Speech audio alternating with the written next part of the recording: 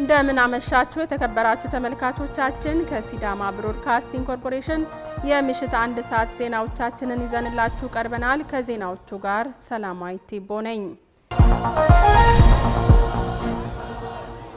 ትምህርት የህይወትና የትውልድ ብርሃን በመሆኑ ከሁሉም ጉዳዮች በላይ ቀዳሚ ትኩረት ሊሰጠው ይገባል ሲሉ የሲዳማ ክልል ርዕሰ መስተዳድር አቶ ደስታ ሌዳሞ ተናገሩ። የክልሉ ትምህርት ቢሮ ባዘጋጀው የ2019 ዓመተ ምህረት የትምህርት ንቅናቄ መድረክ ተካሂዷል። የትምህርት ጥራትን ለማሻሻል ኩረጃን ለመከላከልና ብቁ ትውልድ ለማፍራት የሁሉም አካላት ተቀናጅቶ መስራት እንዳለበትም ተጠቁሟል። ቆንጅት አየለ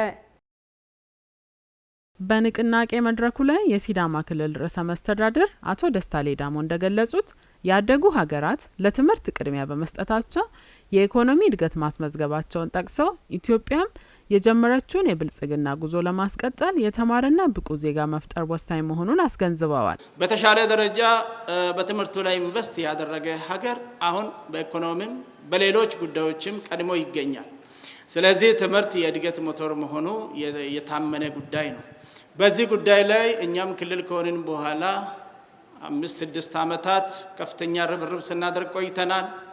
የትምህርት ስብራትን በሚገባ ለይተን ምናልባት በሚጠገንበት መንገድ ላይ ከቅድመ መደበኛ ጀምረን ትኩረት ሰጥተን እየሰራን መጥተናል። ርዕሰ መስተዳደሩ በክልሉ በቅድመ መደበኛ ትምህርት ዘርፍ አበረታች ስራዎች እየተከናወኑ መሆናቸውንና ተማሪዎች በቂ መማሪያ መጻሕፍት እንዲያገኙ መደረጉን ገልጸው የትምህርት ጥራትን ለማሻሻል በሁሉም ደረጃ በቁርጠኝነት እየተሰራ መሆኑን ጠቁመዋል። ቅድመ መደበኛ ትምህርት ቤቶችን ከተማም በገጠርም እንዲገኙ በማድረግ በተለይ በገጠሩ አካባቢ የቅድመ መደበኛ ትምህርት ቤቶች እጥረት ያለ በመሆኑ ህጻናት ፊደል ሳይለዩ አንደኛ ክፍል ስለሚመጡ አንደኛ ክፍል ላይ የሚተላለፈውን ትምህርት በብቃት ለመቀበል እየተቸገሩ ያሉበት ሁኔታ ስለለየን ቅድመ መደበኛ ደረጃ ፊደል ለይተው የሚመጡበት ሁኔታ ለማመቻቸት ህዝባችን በማስተባበር መንግስትም ካለው በጀት በማንሳት በተሟላ ቅንጅትና ርብርብ በተሰራ ስራም በርካታ የቅድመ መደበኛ ትምህርት ቤቶች በገጠሩ ተገንብተው ለአገልግሎት ክፍት ሆነዋል። በዛ ትምህርት ቤት ደረጃቸውን የጠበቁ መምህራንም አሰልጥነው አቀርቦ እንደዚሁ የመጻሕፍት አቅርቦቱንም አሟልተው ምናልባትም በቅድመ መደበኛ ደረጃ በከተማ በገጠር ጥሩ ጅማሮ ላይ እንገኛለን ብዬ አምናለሁ።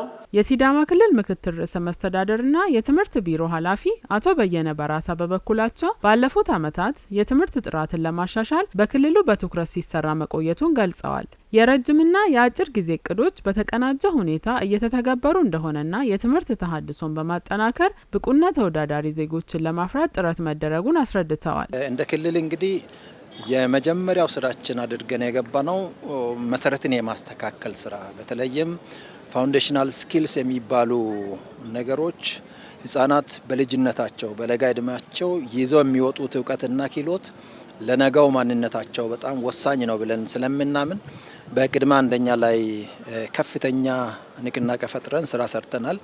በክልል ደረጃ እንግዲህ በከተማ የሚገኙ አይነት ተመሳሳይና ከዛም ሻል ያሉ ትምህርት ቤቶች በገጠሩ እንዲሰሩ አድርገናል። ከ100 በላይ ትምህርት ቤቶችን በአሁኑ ጊዜ ሰርተናል። በእነዚህ ትምህርት ቤቶች የሚያስተምሩ መምህራን ደግሞ መዘጋጀት ስላለባቸው በዛ መልክ መምህራንም የማዘጋጀት ስራ ሰርተናል።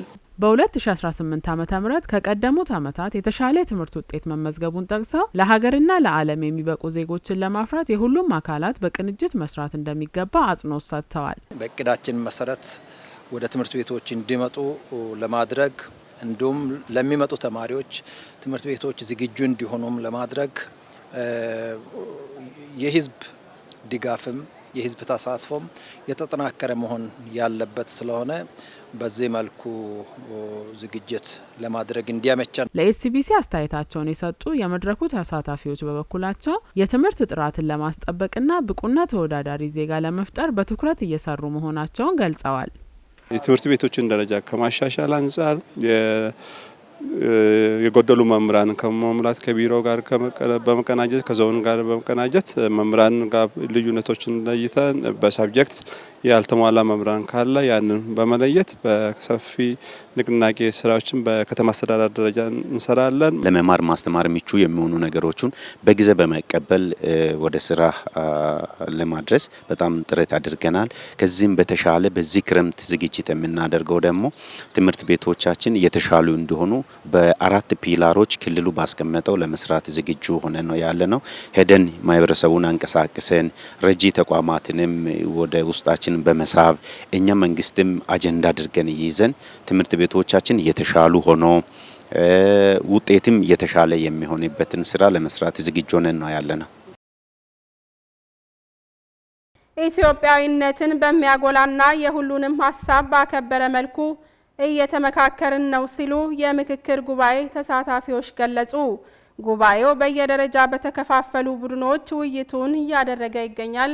በዚህ ርዕሰ ጉዳይ ባልደረባችን ሴፉ ዳዊት ተጨማሪ ዘገባ ከአዲስ አበባ አድርሶናል። 4000 ከሀገር ውስጥና ከውጭ የተውጣጡ የኢትዮጵያ ሕዝብ ተወካይ ተመካካሪዎችን ያሳተፈም የሀገራዊ ምክክር ጉባኤ ውይይቱ በተያዘለት አጀንዳዎች ላይ ያለ ገደብ ውይይት እየተደረገበት ይገኛል። የሀገሪቱን ብሔር ብሔረሰቦች በእኩል ድምጽ ያሳተፈው ይህ ምክክር የነገ ኢትዮጵያን በጽኑ መሰረት ላይ ለመገንባት ከዚህ ቀደም የነበሩ የታሪክ ቁርሾችን በምክክር ለመፍታት የሁሉንም ሀሳብ ባከበረ መልኩም እየተወያዩ እንደሚገኙ ያናገርናቸው ተመካካሪዎች አስተያየት ሰጥተዋል። ያለኝ ተስፋ ምንድነው? እኩልነት ሁሉም ባለቤትነት ተሰምቶ ኢትዮጵያ እኩልነት ያለ ኢትዮጵያ እንዲመጣ ለወደፊት ሀሳብ አለኝ እና እሱ ተስፋ አለኝ። ለዛ ከሆነ የመጣሁት ከዛ ስዊድን እስከዚህ ድረስ የመጣሁት ስራዬን ትቼ ሁሉም ነገር ትቼ የመጣሁት በዛ ተስፋ ስላለኝ ነው። ምክክር በጣም ጥሩ ኢትዮጵያን ወደ አንድ ወደፊት ሊያራምድ የሚችል ትልቅ እድል ነው እና የመጣው እንግዲህ ከዛሬ 3000 ዓመት በፊት ሆኖ ማያውቀው 3000 ዓመት በሙሉ ምንም ነገር እንደዚህ ውይይት የሚባል መመካከር የሚባል ሆኖ ማያውቀውን እንግዲህ መንግስታችን ይሄን መልካም ሀሳብ አስቦ ኢትዮጵያን ወደ ተሻለች እርምጃ ሊያስወስዳትና ጥሩ እድገት ለማምጣት ታስቦ የታሰበ ስለሆነ ይሄ በጣም ጥሩና ደስ የሚል ምክክር ላይ ነን ያለነው። ተወያይተን ተመካክረን ችግራችን መሀላችን ያለው ልዩነት እንደዚህ እናስተካክለውና እንፍተው የሚለኝ ምልክት አለኝ ለኢትዮጵያ ሕዝብና የሁሉም ብሔር ብሔረሰቦች በዛ አይነት መከራለሁ። በተጨማሪም ተመካካሪዎቹ አንዱ የአንዱን ሀሳብ በማክበር ለሀገሪቱ ይበጃል በሚሉ ሀሳቦች ላይ በነፃነት እየተወያዩ እንደሚገኙም ተናግረዋል። ከ4000 ሰው በላይ ተገኝቶ በሀገሩ ጉዳይ ያለ ብሔር ልዩነት ያለ ቋንቋ ሃይማኖት ልዩነት ሁላችንም እንደ አንድ ዜጋ በፊት ውጪ ላይ የምንጣላባቸው አጀንዳዎች ቁጭ ብለን እየመከርን ነው፣ ቁጭ ብለን እያወራን ነው እና በጣም በመልካም ሂደት ላይ ያለ ውጤታማ ፕሮሰስ ነው ብዬ ነው የምወስደው። ይሄ 4000 ማህበረሰብ ተወካይ የሚነጋገርበት ይዞ የሚወጣውን ነገር የትኛውንም ነገር ለመቀበል ዝግጁ ነኝ። ምክንያቱም ያለምንም ተጽዕኖ ያለምንም አድሎ ሰው ሁሉ በየትኛውም ጉዳይ እያወራ ነው፣ እንደ ወንድም እንደ እህቶ ነው። ስለዚህ የትኛውንም ጉዳይ እንቀበል፣ እንስማማ፣ አንድ እንሁን። ፊት ለፊታችን መልካም ነገር አለ። ባለፉት 5 ዓመታት በውሃና ኢነርጂ ዘርፍ የተከናወኑ ውጤታማ ተግባራት ተጨባጭ ለውጥ ማስገኘታቸውን የውሃና ኢነርጂ ሚኒስትር ዶክተር ኢንጂነር ሀብታሙ ተፋ ገለጹ። የንጹህ መጠጥ ውሃ ተደራሽነትና የሳኒቴሽን አገልግሎት ሽፋን ከፍተኛ መሻሻል ማሳየቱንም ጠቁመዋል። ክሩቤል ፈለቀ ተጨማሪ ይዟል።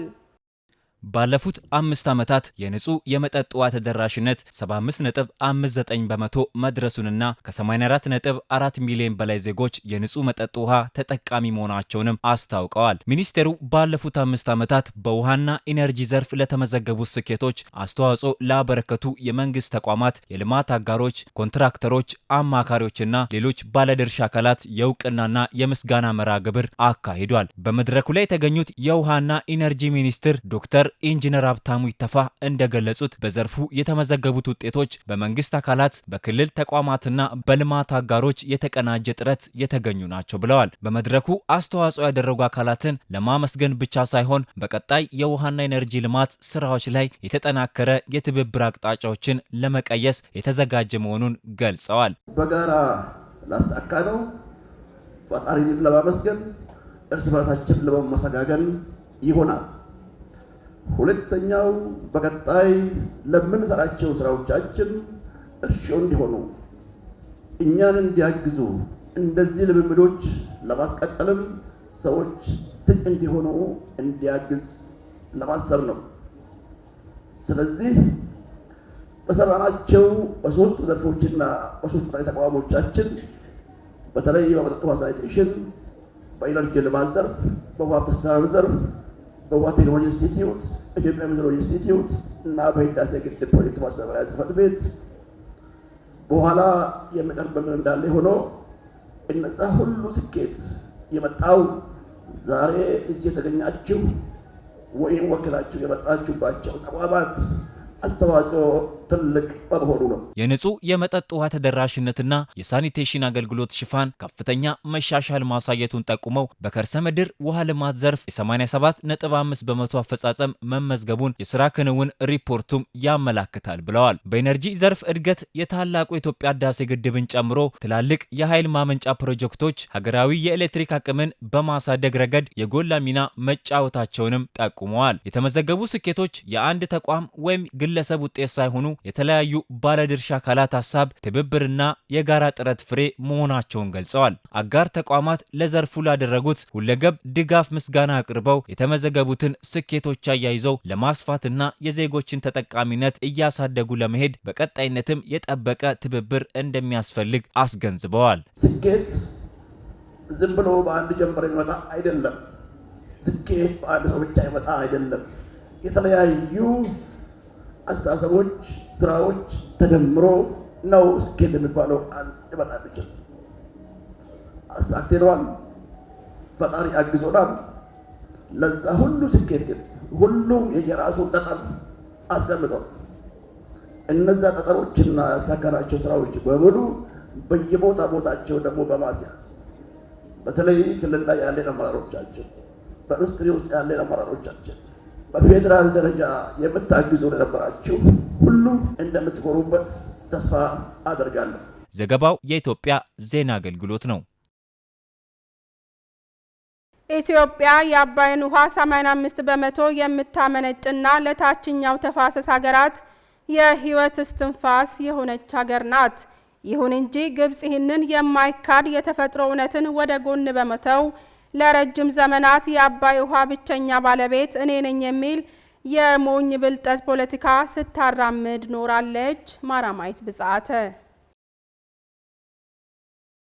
ካይሮ ይህንን የውሃ ሞኖፖሊ ለማስቀጠል መሰረት የምታደርገው ኢትዮጵያን ያገለሉትና ጊዜ ያለፈባቸውን የ1929ና የ1959 የቅኝ ግዛት ዘመን ስምምነቶችን ነው። ከዚህም አልፋ የውሃ ድርሻ የምትለውን ለማረጋገጥ በቀጠናው የውክልና ፖለቲካን በመጠቀም ሀገራት እርስ በርስ እንዲጋጩ፣ ትርምስ እንዲፈጠርና ኢትዮጵያ በውስጥ ችግር ተተብትባ የራሷን ጸጋ እንዳትጠቀም የተለያዩ የሴራ ድሮችን ስታደራ መኖሯ የአደባባይ ሚስጥር ነው። ለዘመናት የአባይ ወንዝን በብቸኝነት ለመጠቀም ስትከተል የቆየው ይህ አካሄድ ሀገሪቱ በዜሮ ድምር ስሌት የምትመራና ከመጠን ያለፈ ራስ ወዳድ መሆኗን በተግባር ያረጋገጠ ነው። ኢትዮጵያ ከደጇ የሚመነጨውን ተፈጥሯዊ ሀብቷን የመጠቀም ሉዓላዊ መብቷን ስታነሳ አምርራ የምትቃወመው ግብጽ በቀይ ባህር የባህር ላይ ደህንነት ዙሪያ ፍጹም ተቃራኒ ሆነና አይናችሁን ጨፍኑ ላሞኛችሁ የሚል ሌላ የሴራ አካሄድ ይዛ ብቅ ማለቷ ነው። የታችኛው ተፋሰስ ሀገር የሆነችው ግብጽ በአባይ ወንዝ አጠቃቀም ላይ የታችኛው ተፋሰስ ሀገራት ድምጽና ይሁንታ ሊኖራቸው ይገባል በማለት የኢትዮጵያን ሉዓላዊ መብት ስትገዳደር ኖራለች። በተቃራኒው ግን በቀይ ባህር ጉዳይ ላይ ስትጠየቅ ውይይትና ውሳኔው የሚመለከተው የባህሩ ተዋሳኝ ሀገራትን ብቻ ነው የሚል ዜማ ማቀንቀን ከጀመረች ውላ አድራለች። ይህ ተቃራኒና ሚዛን የሳት አካሄድ የዓለም አቀፉን ማህበረሰብ ለማወናበድና የማይመስሉ ጥያቄዎችን በማንሳት ኢትዮጵያን ከጂኦፖለቲካዊ ተጽዕኖ ፈጣሪነቷ ለማግለል ያሰላችው ያረጀ ስትራቴጂዋ ነው። ይህንን የካይሮን የሚጣረስና የተፈጥሮ ሕግን የሚቃረን አካሄድ ጠቅላይ ሚኒስትር ዶክተር አብይ አህመድ ከ2 ዓመታት በፊት ለሕዝብ ተወካዮች ምክር ቤት አባላት ባደረጉት ታሪካዊ ማብራሪያ በግልጽ አስቀምጠውታል። ጠቅላይ ሚኒስትሩ ቀይ ባህርና አባይ ከኢትዮጵያ እድገትና ህልውና ጋር በቀጥታ የተሳሰሩ መሰረታዊ ጉዳዮች መሆናቸውን በመጠቆም ተፈጥሯዊ ትስስራቸውንም አብራርተዋል። አባይ ከኢትዮጵያ እየፈለቀ ለግብጽ የህልውና ጉዳይ ከሆነና ስለርሱ በግልጽ መነጋገር ከቻለች ከ130 ሚሊዮን በላይ ህዝብ ያላት ኢትዮጵያ በጂኦግራፊያዊ እስር ቤት ታስራ መኖር ስለማትችል ስለ ቀይ ባህር መነጋገርም ሆነ መደራደር ነውር ሊሆንባት አይገባም ነው ያሉት። እንደ ጠቅላይ ሚኒስትሩ አባባል ተፈጥሮ በውሃ ዙሪት ያስተሳሰረቻቸውን እነዚህን ሁለት የውሃ አካላትና ጂኦፖለቲካዊ ሁኔታዎች አንዱን የብቻ ንብረት አድርጎ ሌላውን መከልከል ከፍትህና ከተፈጥሮ ህግ ጋር ፈጽሞ የሚጣረስ ነው። የጠቅላይ ሚኒስትሩ ይህንኑ ጽኑ አቋምና የግብጽን ግብዝነት ዓለም አቀፉ ማህበረሰብም በሚገባ መረዳት ጀምሯል። በአሜሪካ የውጭ ጉዳይ መስሪያ ቤት የቀድሞ የአፍሪካ ጉዳዮች ረዳት ሚኒስትርና በኢትዮጵያ የአሜሪካ አምባሳደር የነበሩት ቲቦር ናዥ ይህንን የግብጽን ጨፍኑ ላሞኛቸው አካሄድ ሰሞኑን በጥልቅ አመንክያዊ መልእክት አጋልጠውታል። አምባሳደሩ በኤክስ ገጻቸው ባሰፈሩት መልእክት ግብጽና ኤርትራ በቀኝ ባህር ላይ መወሰን ያለባቸው ተዋሳኝ ሀገራት ብቻ ናቸው ካሉ እንግዲያውስ በአመንክዮ ደረጃ በአባይ ወንዝ አጠቃቀም ላይ መወሰን ያለባቸው ውሃውን የሚያመነጩት የላይኛው ተፋሰስ ሀገራት ብቻ ናቸው በማለት የካይሮን ክርክር መሰረተ ቢስነት በአደባባይ አሳይተዋል። አምባሳደሩ ከዚህ ቀደምም ግብጽ ጊዜ ያለፈበትን አካሄድ ትታ መሬት ላይ ወዳለው እውነታ መምጣት እንዳለባት በተደጋጋሚ ያሳስበዋል። ኢትዮጵያን በዛቻና በግፊት ማንበርከክ እንደማይቻል የገለጹት አንጋፋው ዲፕሎማት የቀይ ባህር ደህንነት ያለ ኢትዮጵያ ንቁ ተሳትፎ ሙሉ ሊሆን እንደማይችል በግልጽ አስመረውበታል። ግብጽ በአንድ በኩል ኢትዮጵያ የታላቁን ህዳሴ ግድብ ስትገነባ የታችኛው ተፋሰስ ፈቃድ ያስፈልጋል እያለች አቤቱታ ስታሰማ፣ በሌላ በኩል ደግሞ እንደ አውሮፓውያኑ አቆጣጠር በ2020 በሪያድ የተቋቋመውን የቀይ ባህርና የኤደን ባህረ ሰላጤ ሀገራት ምክር ቤት በመጠቀም ኢትዮጵያን ከባህር ደህንነት ውይይቶች ለማግለል ስትሰራ ቆይታለች። ይህ የራሴን በጉያዬ የሌላውን በጋራ የብልጠት ስትራቴጂ አሁን ላይ ጊዜው አልፎበታል። ዛሬ ላይ ኢትዮጵያ ፍትሃዊ የልማት ጥያቄዋን በአግባቡ መጠየቅና በውሃዋም ሆነ በባህር በር አማራጮቿ ተጠቃሚ ለመሆን መንቀሳቀስ በመጀመሯ የግብጽ ያረጀ የሞኖፖሊና የሴራ አካሄድ ፈጽሞ እንደማያዋጣ በተግባር እየተረጋገጠ መጥቷል። ለግብጽ የሚበጃት ብቸኛው መንገድ ወደ እውነታው መምጣትና ሁሉንም ተጠቃሚ የሚያደርግ ፍትሃዊ የትብብር ማዕቀፍን መቀበል ብቻ ነው። ዘገባው የኢትዮጵያ ብሮድካስቲንግ ኮርፖሬሽን ነው። የአፍሪካን ደህንነትና መረጋጋት ለማረጋገጥ ወታደራዊ ሎጂስቲክስና የኮሙኒኬሽን አቅም መሰረታዊ ጉዳዮች መሆናቸውን የአሜሪካ የአፍሪካ እዝ አዛዥ ጀነራል ዳግቪን አርኤም አንደርሰን ገለጹ። ኢትዮጵያ ከአሜሪካ አፍሪካ እዝ አፍሪኮም ጋር በመተባበር ያዘጋጀችውን ከፍተኛ የጦር መኮንኖች የተሳተፉበት የአፍሪካ ሎጂስቲክስና ኮሙኒኬሽን ሲምፖዚየም በአዲስ አበባ መካሄድ ጀምሯል። ዘዳግም መኮንን በሲምፖዚየሙ ላይ የመከላከያ ሚኒስትር ኢንጂነር አይሻ መሐመድ፣ የአሜሪካ የአፍሪካ እዝ አዛዥ ጄኔራል ዳግቪን አርኤም አንደርሰን፣ የመከላከያ ሎጂስቲክስና ዋና መምሪያ ኃላፊ ሌተናል ጄኔራል አብዱራህማን እስማኤል፣ የመከላከያ ሰራዊት ጄኔራል መኮንኖችና የአፍሪካ ሀገራት የጦር መሪዎች ታድመዋል። ከዛሬ ቀን ጀምሮ እስከ ሐምሌ 25 ቀን የሚቀጥለው ሲምፖዚየም ዘመናዊ የቴክኖሎጂና የሎጂስቲክስ አቅምን በማሳደግ የአህጉሪቱን የጸጥታ ተግዳሮቶች በጋራ መቋቋም በሚቻልበት ሁኔታ ላይ ትኩረት ያደረገ ነው። የአሜሪካ የአፍሪካ እዝ አዛዥ ጄኔራል ዳግቪን አርኤም አንደርሰን በዚህ ወቅት እንዳሉት ሎጂስቲክስና ኮሚዩኒኬሽን ማንኛውም ወታደራዊ ተልዕኮ በብቃት ለመወጣት ወሳኝ መሆኑን አንስተው የሎጂስቲክስና ኮሚዩኒኬሽን ኢንቨስትመንት ዘመናዊ የመከላከያ ቴክኖሎጂ ውጤታማነትን ለማጎልበት ጉልህ ፋይዳ እንዳለውም ገልጸዋል። በአፍሪካ ሽብርተኝነት፣ ህገወጥ አሳ ማጥመድ፣ ማዕድን ማውጣት፣ የሰዎችና የአደንዛዥ እጽ ዝውውር እየጨመረ መምጣቱን አስረድተው የአህጉሪቷን መሰል ተግዳሮቶች ለመቋቋም በጠንካራ ትብብር ላይ የተመሰረተ ውጤታማ የኮሙኒኬሽንና የሎጂስቲክስ አቅም መገንባት እንደሚያስፈልግም ተናግረዋል። አፍሪካ ለዓለም ደህንነትና መረጋጋት ከፍተኛ አቅም አላት ያሉት ጄኔራል መኮንኑ በቀጣይ ውስን ሀብትን በተሻለ ሁኔታ ለመጠቀም አዳዲስ ቴክኖሎጂና ፈጠራን ማስፋፋት ይገባልም ብለዋል። የሰው አልባ ተዋጊ ድሮኖች፣ ዘመናዊ የዲጂታል ኮሙኒኬሽንና ሳተላይት ቴክኖሎጂ የዓለምን የጦርነት ባህሪ በመቀየር አዲስ የጦርነት ምዕራፍ እየፈጠሩ መሆናቸውን አንስተዋል። በዚህም የአፍሪካ ሀገራት ዘመናዊ የመከላከያ ቴክኖሎጂዎችን በማላመድ ራሳቸውን ከዓለም የለውጥ ሁኔታና ባህሪ ጋር አብረው ማስኬድ እንደሚጠበቅባቸውም አስገንዝበዋል። በሲምፖዚየሙ ላይ 26 የመከላከያና የኮሙኒኬሽን ቴክኖሎጂ ኩባንያዎች ምርትና አገልግሎታቸውን ማቅረባቸውም አጋርነትን ለማጠናከር ከፍተኛ እድል እንደሚፈጥር አመላክተዋል። የሕክምና ድጋፍም ከሎጂስቲክስ ጋር የተሳሰረ ነው ያሉት መኮንኑ ወታደሮችን በውጤታማነት ለመደገፍ የሕክምና አቅምና የአቅርቦት ስርዓት በተቀናጀ መልኩ መገንባት እንደሚገባም ገልጸዋል። የአፍሪካ ሀገራት በኮሙኒኬሽንና በሎጂስቲክስ ዘርፎች ያላቸውን ትብብር በማጠናከር የጋራ የደህንነት ተግዳሮቶችን በተሻለ ሁኔታ መመከት እንደሚኖርባቸውም አስገንዝበዋል። ዘገባው የኢትዮጵያ ዜና አገልግሎት ነው። የሀገራችን እድገትና ብልጽግና የሚወሰነው በተማሩ ዜጎች እጅ መሆኑን የሲዳማ ክልል ብልጽግና ፓርቲ የፖለቲካና አቅም ግንባታ ኃላፊ አቶ አስፋ ጎኔሶ ገለጹ። ፉራ ኮሌጅ ለ24ኛ ዙር በደረጃና በዲግሪ ያሰለጠናቸውን 607 ተማሪዎችን አስመርቋል። ደሊል ቃሲም ያዘጋጀውን ዘገባ ቆንጅታ አየለ እንደሚከተለው ታቀርበዋለች። በምረቃው ስነ ስርዓት ላይ የተገኙት የኮሌጁ ማኔጂንግ ዳይሬክተር አቶ ዮሐንስ ሙዳ ኮሌጁ ከ1995 ጀምሮ በደረጃና በዲግሪ 38384 ተማሪዎችን አስመርቆ በተለያዩ የስራ መስኮች ላይ በማሰማራት ለሀገሪቱ እድገትና ልማት የሚጠበቅበትን ኃላፊነት መወጣት መቻሉን ተናግረዋል። በመንግስት ተቋማት፣ በግል ድርጅቶች፣ በዓለም አቀፍና በሀገር ውስጥ የሲቪል ማህበራት እንዲሁም በራሳቸው የስራ ፈጠራ በማሰማራት ለሀገራችን ማህበራዊና ኢኮኖሚያዊ ልማት ከፍተኛ አስተዋጽኦ ያበረከቱ ይገኛል። ተቋማችን በ1995 ዓ.ም ጀምሮ የዛሬውንም ጨምሮ እስካሁን 38384 ምሩቃንን ማስመረቅ የቻለ ሲሆን ከነዚህ ውስጥም የዛሬው 607 ተማሪዎችንም እያስመረቀ ይገኛል። በዘንድሮ ዓመት ለ24ኛ ዙር በዲግሪና በደረጃ ያሰለጠናቸውን 607 ተማሪዎችን ማስመረቁን የገለጹት ማኔጂንግ ዳይሬክተሩ ተመራቂዎችም በሚሰማሩበት መስክ ሁሉ ውጤታማ መሆን እንዳለባቸው አሳስበዋል። ዛሬ የተቀበላችሁት የምረቃ ማስረጃ የትምህርት ጉዟችሁ መጨረሻ ሳይሆን የአዲስ ኃላፊነትና የአዲስ ጉዞ መጀመሪያ ነው። የተማራችሁትን እውቀትና ክህሎት በተግባር በመተግበር ለቤተሰቦቻችሁና ለማህበረሰባችሁ እና ለሀገራችሁ የሚጠቅም ስራ እንድትሰሩ እናሳስባለን።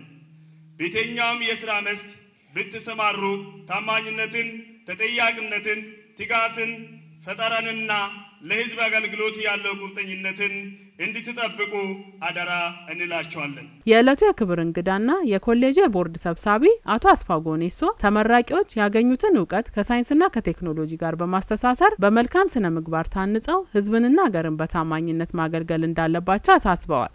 እውቀት ከስነ ምግባር ጋር ሲያብር ብቻ እውነተኛ እድገትን ያመጣል። ስለዚህ እውቀታችሁን ለሰው ልጆች ጥቅም፣ ለፍትህና ለዲሞክራሲ፣ ለሰላም እንዲሁም ለሰው ልጆች እኩልነትና ክብር ለሀገራችን ልማት ለማዋልና ልማትን የሚያስተጓጉል ብልሹ አሰራርን መዋጋት የሚቻልበት ስርዓት እንዲሰፍን ጥረትና ትግል ማድረግ ይጠበቅባቸዋል። የሀገራችን እድገት በተማሩ ዜጎች እጅ መሆኑን የጠቀሱት የቦርድ ሰብሳቢው ለዓመታት የተማሩትን እውቀት ድህነትን ለመቀነስ፣ ፍትህን ለማጠናከር፣ ሰላምን ለማስፈንና ዘላቂ ልማትን ለማምጣት ተግተው እንዲሰሩ አሳስበዋል። የለውጥ አምጪዎች ቴክኖሎጂን ኦፕሬት የሚታረጉ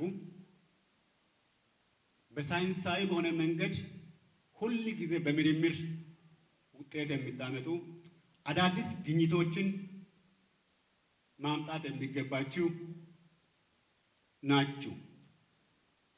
ድህነትን ማሸነፍ የሚቻለው ኋላቀርነትን ማሸነፍ የሚቻለው በትምህርት ነው። ስለዚህ በእውቀታችሁ ድህነትን መቀነስ ይጠበቅባችኋል። ፍትህን ማጠናከር፣ ፍትህን ማሻሻል፣ ታማኝ መሆን አለባችሁ ማለት ነው። ሰላምን ለማስፈን ሌት ተቀን መስራት ይጠበቅብናል ማለት ነው። ተመራቂ ተማሪዎችም በሰለጠኑበት ሙያ ህብረተሰቡን በቅንነት በታማኝነት ለማገልገል መዘጋጀታቸውን ተናግረዋል። የሲዳማ ክልል ሰላምና ጸጥታ ቢሮ የቀድሞ ኃላፊ አቶ አለማየሁ ጢሞቴዎስ በ10 ዓመት ከ5 ወር ጽኑ እስራት እንዲቀጡ ተወሰነ። የሲዳማ ክልል ሰላምና ጸጥታ ቢሮ የቀድሞ ኃላፊ አቶ አለማየሁ ጢሞቴዎስን ጨምሮ ሌሎች የቢሮ ኃላፊዎች የጽኑ እስራት ውሳኔ ተላልፎባቸዋል።